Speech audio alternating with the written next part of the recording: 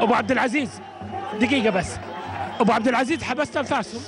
الحمد لله رب العالمين اولا واخيرا.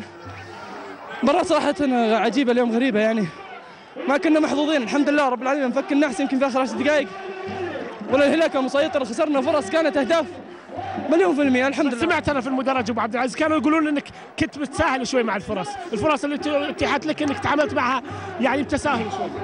والله كل له وجهة نظره يعني، لكن إن زي ما الكل شايف فيه فرص اثناء الملعب يعني، او اثناء اللعب، صعب ان احد يحكم عليها من الخارج مثل ما هو اللي يحكم عليها من داخل الملعب. مبروك الفوز لعمرك. انا اتوقع انه شوي انحبست انفاسك في المنصه.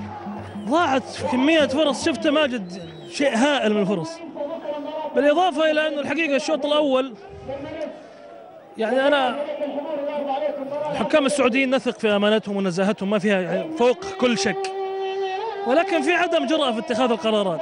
الشوط الأول مساعد الحكم تقديرات خاطئة جدا، يعني في كورة ما هي تسلل أبدا والهامسون حسبها تسلل، كورنر حسبها ضربة مرمى.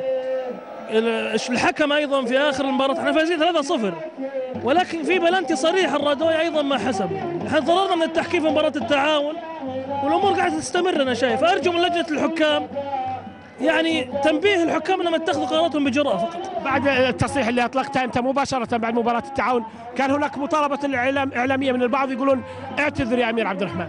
انا ما اخطأت على الحكم عشان اعتذر، انا قلت الحكام يتجرؤون على الهلال بإساءة التقدير، ما شككت في نوايا أحد، ما قلت إنه شككت في ذمة أحد أو قلت إنه الحكم تعمد هزيمتنا، قلت إنه أحيانا قراراتهم فيها سوء تقدير وهذه ما فيها إساءة يعني.